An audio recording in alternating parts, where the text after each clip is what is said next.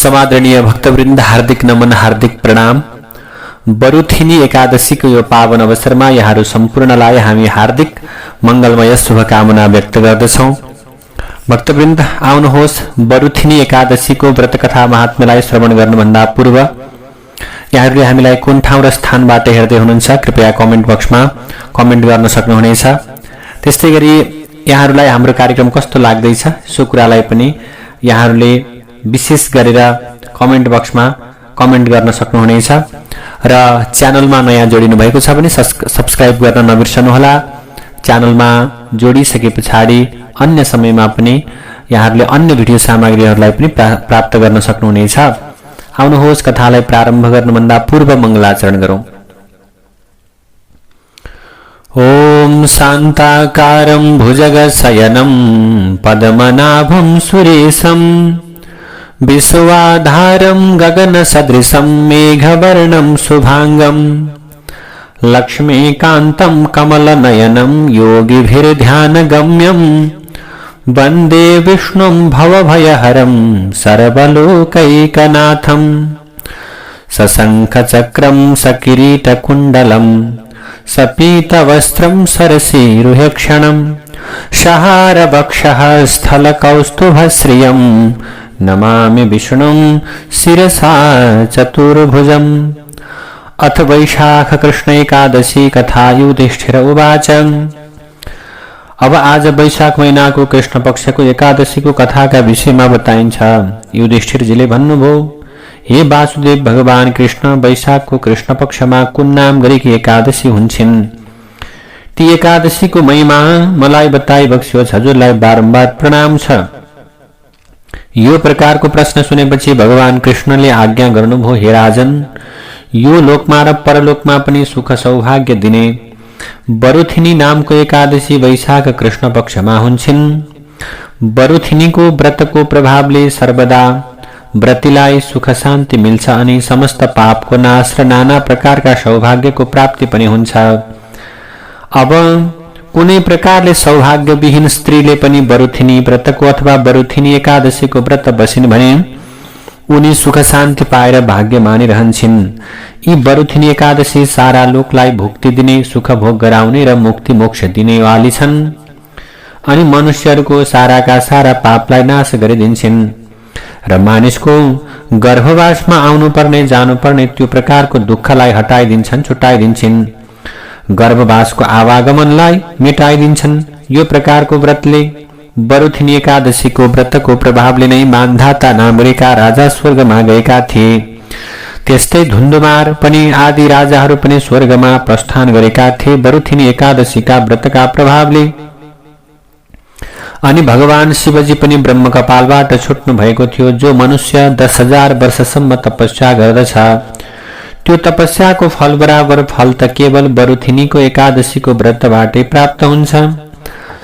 श्रद्धा र भक्तिपूर्वक जो मनुष्य बरुथिनीको व्रत गर्दछन् यो लोकमा र परलोकमा पनि उसले सुखको प्राप्ति गर्न सक्दछन्।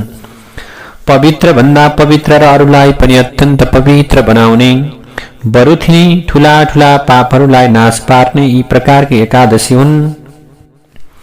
हे श्रेष्ठ प्रकारका राजा, जसले यसको व्रत गर्दछ त्यसलाई यो मुक्ति पनि मिल्दछ।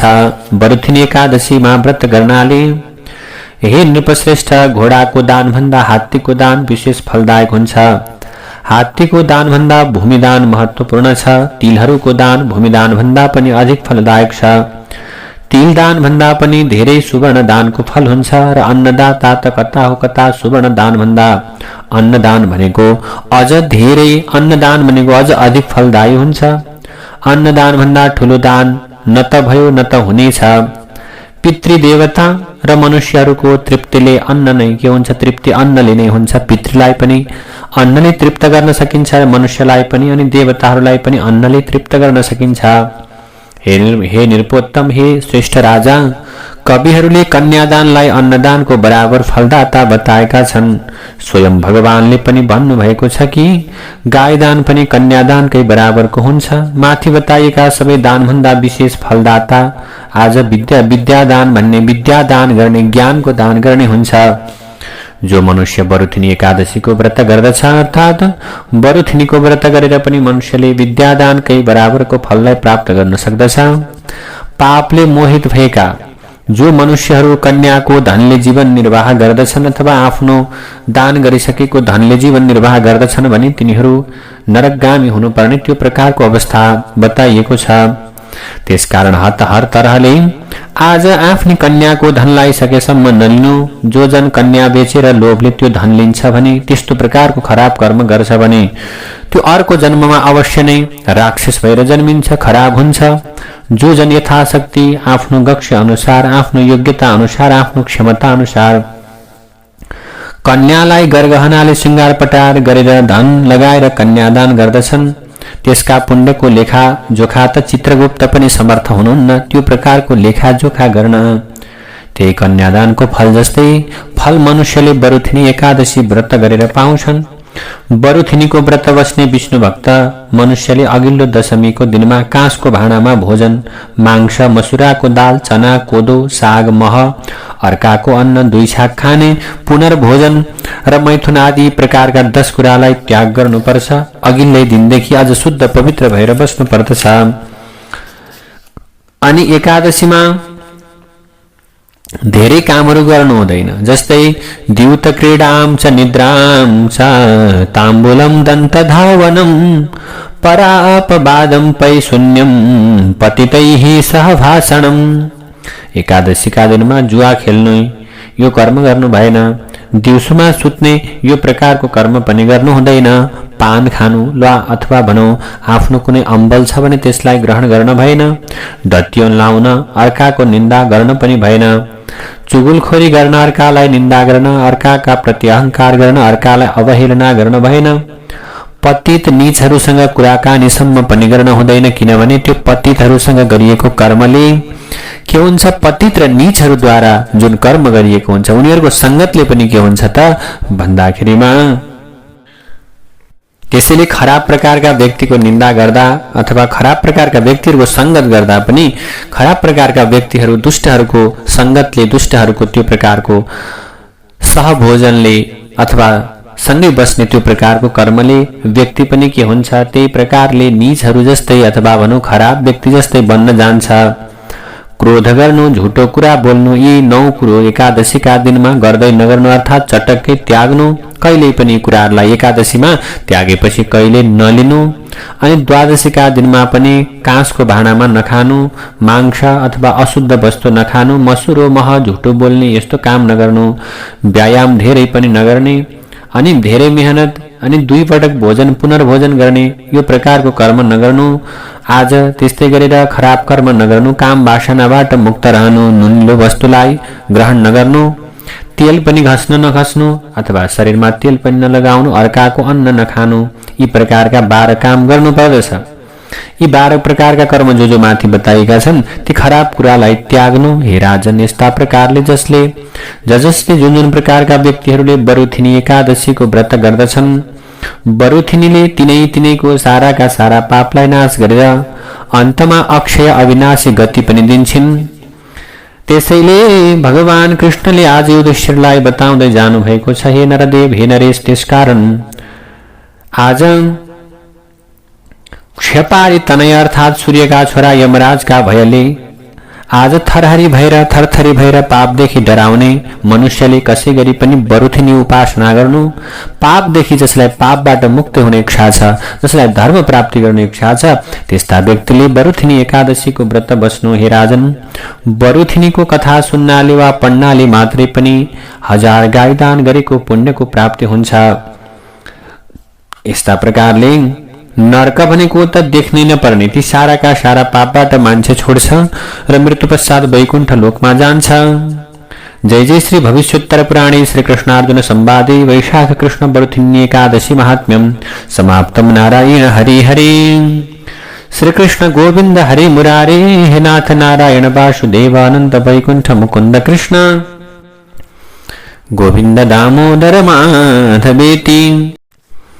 भक्तवृन्द आउनुहोस्, अब हामी बरुथिनी एकादशीको संस्कृत कथालाई पनि, संस्कृत व्रत कथालाई, संस्कृत महात्म्य पाठ पारायणलाई पनि श्रवण गरौं। ओम नमो भगवते वासुदेवाय। अथ वैशाख कृष्ण एकादशी कथा। युधिष्ठिर उवाच वैशाखस्यासिते पक्षे किं नाम एकादशी भवेत् महिमानं कथय मे वासुदेव नमोस्तुते।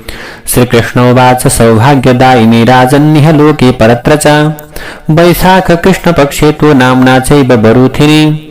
बरूथिन्या व्रतेनैव सौख्यं भवति सर्वदा पापहानिश्च भवति सौभाग्यप्राप्तिरेव च। दुर्भगापि करोत् एनां स्त्रीः सौभाग्यमवाप्नुयात् लोकानां चैव सर्वेषां भुक्तिमुक्तिप्रदायिनी। सर्वपापहरा निर्णां गर्भवासनिकृन्तनी बरूथिन्या व्रतेनैव मान्धाता स्वर्गतिं गतः। धुन्धुमारादयाश्चान्ये राजानो बहवस्तथा ब्रह्मकपालनिर्मुक्तो बभूव भगवान् भवः। 10 वर्षसहस्राणि तपस्तप्यति यो नरः तत्तुल्यं फलमाप्नोति बरूथिन्या व्रतादपि। श्रद्धावान् यस्तु कुरुते बरूथिन्या व्रतं नरः वाञ्छितं लभते सोऽपि इह लोके परत्र च। पवित्रा पावनी हेषा महापातकनाशिनी भुक्तिमुक्तिप्रदा हेषा कर्तॄणां नृपसत्तमा। अश्वदानं नृपश्रेष्ठ गजदानं विशिष्यते गजदानात् भूमिदानं तिलदानं ततोऽधिकं।